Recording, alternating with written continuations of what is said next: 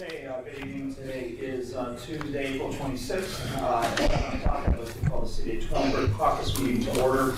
Shannon, call the roll. Mr. Scafidi? Here. Mr. Fury? Here. Mr. Post? Here. Mrs. Walker? Present. Mr. Bellin? Here. Mrs. Labby? Here. Mr. Barr? Here. Okay. Presentation tonight. Anybody have a discussion item you want to discuss before we get started? No. Okay. Next. Audience participation.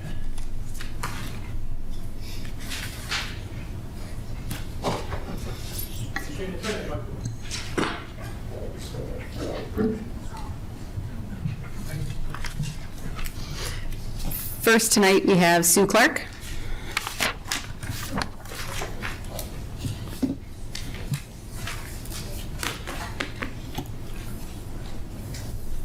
Good evening, Council, Mayor, Law Director. I want to ask for consideration that when you go into executive session during the caucus meeting, that you're back out here at 7:30 to start the council meeting. You're not being respectful of the residents' time that come to these meetings or that watch them live. I have an elderly neighbor who watches them live, and on 4/12/22's meeting, she saw that there was a blue screen with no explanation as the meeting was being delayed to an executive session. So could we please make sure that we're back on time, or at least put something up so people know that you're in session? Thank you. Thank you. Next we have Lynn Clark.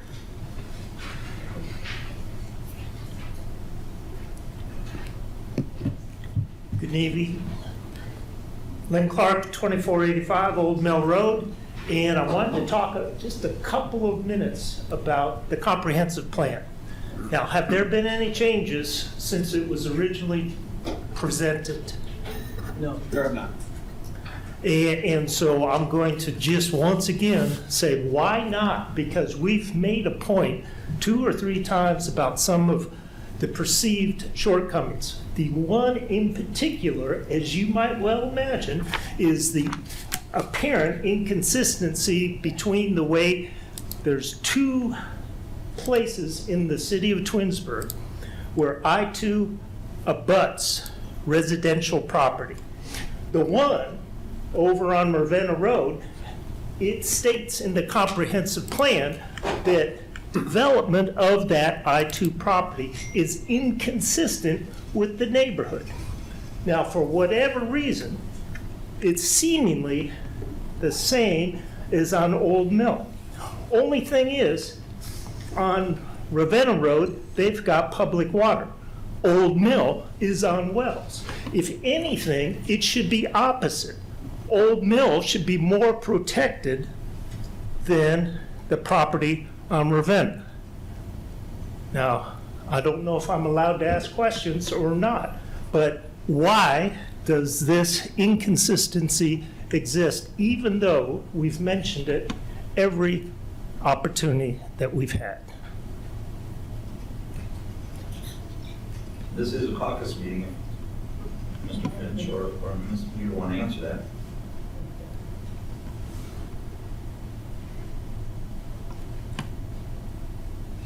I understand the property that Mr. Clark's speaking to. Can you speak just a little louder? The Ravenna Road piece is a much smaller tract of land, making it possibly less appropriate for some of the types of industrial development that we've seen lately. That's the primary reason, if we're comparing that tract to the Old Mill tract. Thank you. Thanks. Thank you. Thanks. Over here. Mr. Clark still had some time. Oh, read done? No, I'm not. Oh, okay. Thank you for asking. But the size of the property is not the issue. Stated in the comprehensive plan, it clearly is, we've got non-consistent land use, residential, industrial. It doesn't say the size of the property. It doesn't say where it's located, the condition of the street, nothing else. Just residential is inconsistent with industrial. Now, there's several places, as we've discovered, in the city's ordinances that say, here's a whole bunch of conditions that must be met. in order for property to be developed. It must be harmonious. It's going to be a stretch of anybody's imagination to see how industrial property could be developed adjacent to residential property in anything remotely harmonious.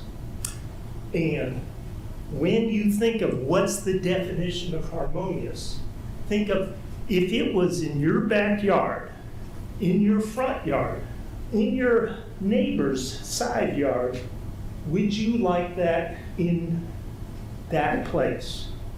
Not just, oh, it's just those 2, 3, 4 houses down there on Old Mill Road that happen to be City of Twinsburg residents. Thank you for your time. Thank you. And last, we have Sally Gaydosh.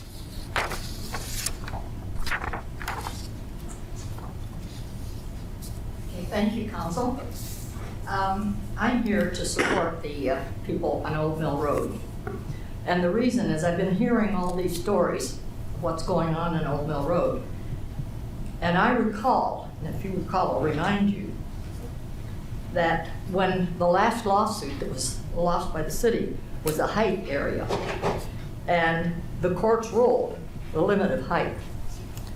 And these people have a fear of height because it's, I think it says 45. The courts made it very clear. It's 35. Put it on the ballot. If you recall, the courts ruled in my favor, and they ruled in my legal fees, $15,000. I granted the $15,000 back to the city to pay for the expense of the election. Now I find the zoning code has not been voted on. It's still the old case. The old code has the old height, 2012. My case was won in 2014. We have not changed that. So I see why these people are so concerned with the codes. The code is a mess. And I've got here, we're back to 89 code. Because the 89 code was the last one that was passed by the vote of the people. The next one came, the UDC, which failed. Courts ruled years and years, $20,000, $30,000 later, it failed, it failed, it failed. Then the city council said, oh, we'll grant the planning commission additional money, additional hours, upgrade the code. They upgraded it, they brought us this. Council never adopted this. Matter of fact, council made some amendments to this. With a vote of 4-2, overruling planning takes 5 votes, but it doesn't matter. We didn't vote. There's no ordinance. There's no ordinance for our zoning code. Ordinance 87, 89, UDC, Ordinance 68, 2000. In the meantime, there's something flying out there and we just amend it. We amend the code, we amend the code. What is the ordinance number? When did we have a public hearing? When did we vote? We haven't. So there's no wonder these people are confused. I'm confused. I'm sitting here wondering what happened. When I realized what happened, I realized we haven't updated our code. And in 1989, the city council agreed that their code was a mess. And they hired Clarion and Associates from Denver, Colorado. They came in and they said, yes, your code has been collecting dust. You need an upgrade. They left. They said, we'll do it for $20,000. City council, okay. The next day, an employee of the city, Mr. Finch, I don't like using names, but I guess we have to identify what we're talking about, otherwise we're in the dark. Mr. Finch came in and said, oh, I'll do it for $18,000. City council, a vote of 4-3, hired him. Mr. Hahn was furious. He said, that's an insult to a consultant to come in and offer to do this for us and give us a price. And then our own employee comes in and said, oh, I'll do it for them. Mr. Finch's responsibility was to uphold that code, keep it current, keep it current. That's the duties of the planner. Did he get $18,000? If he did, we're back to the 89 code. Real serious problems here. I've watched it, I've seen it. I'm really not, I didn't intend to get involved in this, but when I saw the people going through what they're going through, money being spent, money being. 1 minute. So I'm asking you to look into this. As I understand it, we're back to the 1989 code, because that's the last one we voted on. The other ones failed in court. So take into consideration these people and their concerns. They have a right to a zoning code that reflects what we in this community want for them. So that's my state.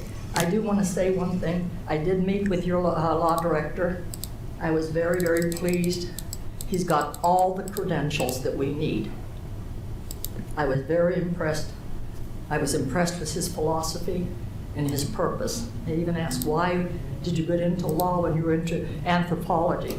He said, because I want to make sure that government and the people come together. I said, hallelujah, that's what we need. Time. So thank you. Thank you. That's all we have tonight. Next, we'll move on to pending legislation. We have ordinance 30, 2022. Tonight is the final reading on this, which is amending council rules to update the boards and commissions list and to remove the chart, as everybody remembers. Anybody have any further questions?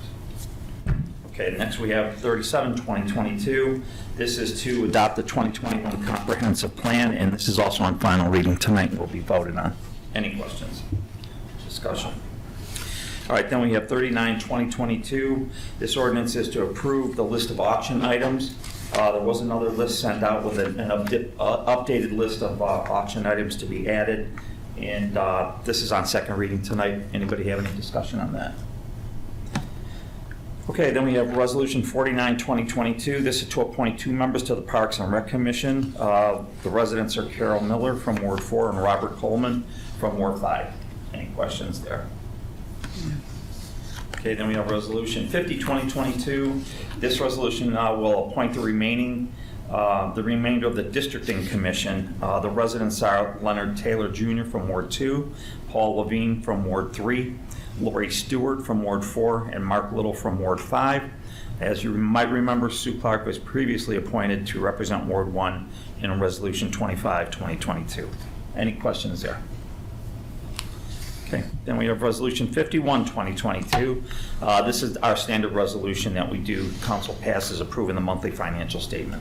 Any questions on that one? Okay, that's our agenda for tonight. Anybody have any miscellaneous? No? Okay. All right, then that's it. What we will do is we will adjourn the caucus meeting, and we will resume at 7:30 with our regular council meeting. Anybody wishing to speak before council, please sign up at the podium. And that's it. Thank you. See you at 7:30.